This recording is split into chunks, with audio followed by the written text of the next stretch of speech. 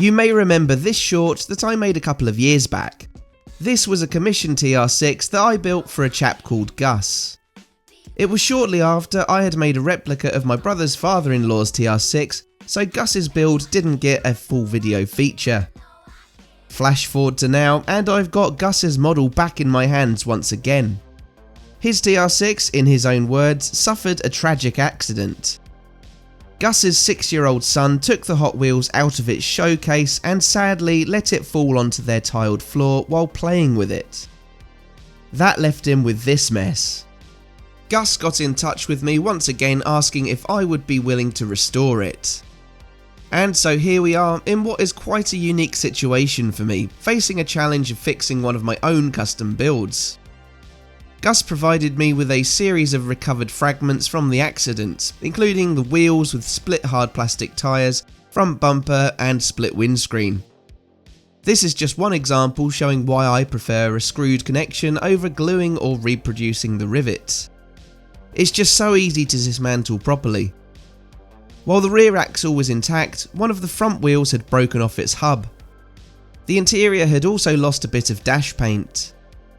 The body received the worst of the damage though. Losing the front bumper and much of the luggage rack had damaged the paint.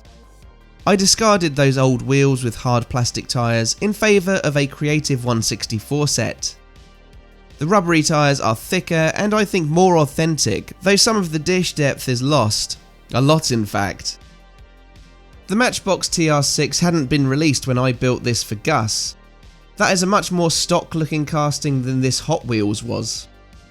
I had to use some putty to fill in some gaps in the casting where a roll cage once sat. So I decided to use gentler liquid paint stripper to protect the dried putty, not knowing the effect my traditional caustic soda might have had on it. In my previous TR6 build video, I showed in detail how I converted the Hot Wheels casting into my brother's father-in-law's car. I also talk about the history of the TR6 in that video. Plus, if you're interested, I've worked on a custom TR7 previously too. That was a majorette model and it turned out to be one of my most stark before versus after customs. Now, similar to the original build, I attached the bumpers prior to priming. I'm reattaching the recovered parts, which included the 5 mph bumpers on the US model. This is something I added in for Gus. It was extra helpful as it shored up the metal bumper connections. I needed to redo the rear ones as they fell off during paint removal, and the front ones I tidied up too.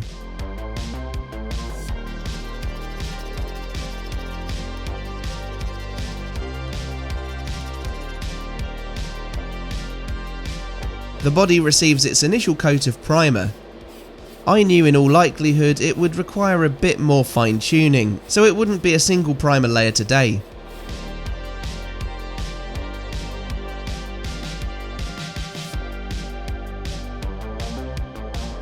In fact, I wouldn't have a choice anyway, as this blister formed on the door.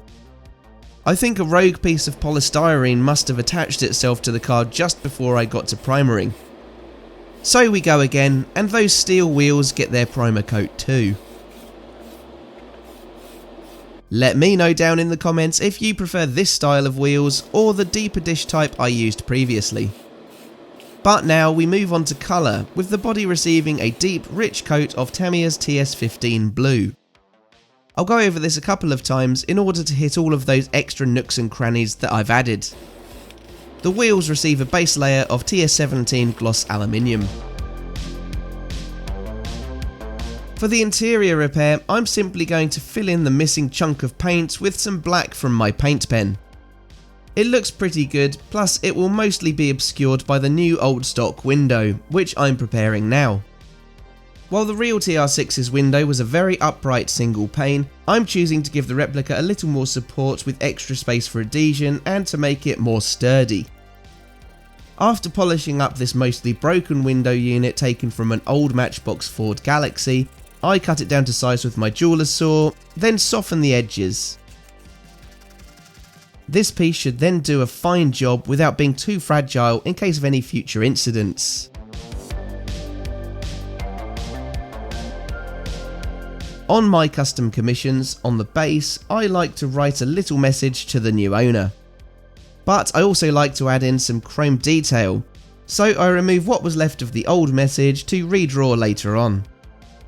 Meanwhile, I detail the wheels with red centre caps and a chrome rim to each. Continuing the detailing, the body receives its first treatment of Artistro Black with the grille and rear panel filled in.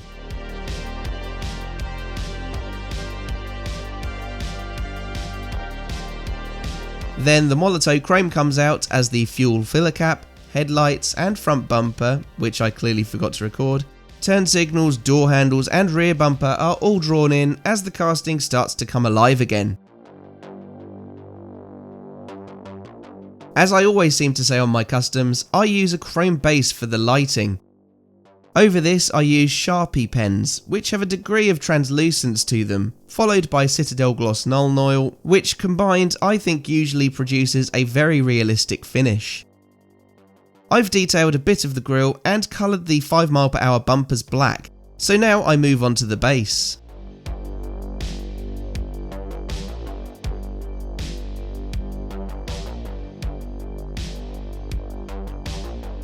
Here's that Sharpie going on over the chrome for the orange lighting first, quickly followed by red for those tail lights.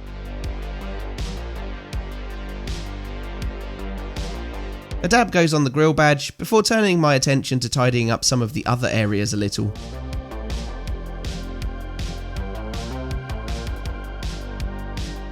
Here's where the Citadel gloss transforms things. I used to go a little too ham on it, filling in every panel line, which included Gus's original finished product. This time it'll be a little more subtle.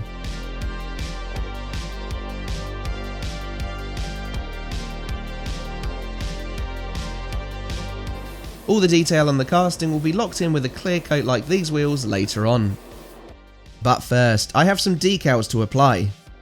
I always print spares for my projects in case of decal catastrophes, and incredibly, I managed to find my extra set I printed for this build a couple of years ago.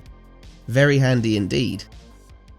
Once they're applied and set, I can secure the detail with some brilliant Mr. Hobby top coat. This will give it a great glossy shine. But we're still missing some key ingredients from this build, one of which is the rear luggage rack. I rebuilt this from scratch, as my last effort was very messy by my own admission. I desperately wanted to improve on that this time. It was quite fiddly and awkward to construct, but once it was done, I was so happy with it compared to the old one. All that now needed doing was fitting it to the body. So let's finalise round 2 of this custom rebuild for Gus. The interior with its roof tonneau made from putty is a bit of a tight squeeze.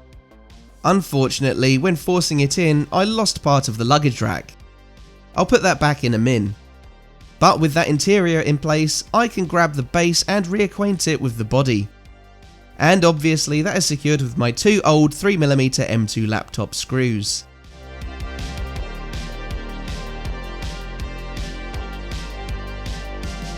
All that was left to do was to sort the damaged luggage rack and fit the windscreen. So this was how Gus returned his custom TR6 build to me after 2 years in his possession. All of my hard work had seemingly been undone in a momentary tragic accident caused by his son dropping the car onto a tiled floor. When Gus reached out, it presented a unique opportunity, being able to restore and improve on one of my old custom works. New wheels, a new luggage rack and a new window were a must. And here is how it now looks. Is it better than before from my short, do you think? I think so. Let me know in the comments your thoughts on it. The gloss Mr. Hobby coated blue looks gorgeous.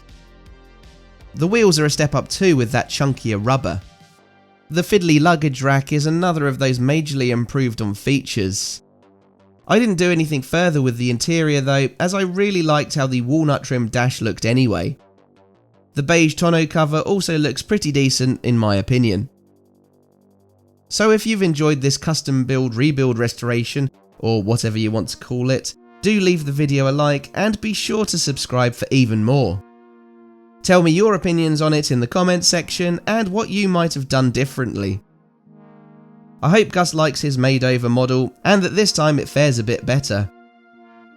Anyway, I just want to say thank you for watching and I will see you again soon for the next one.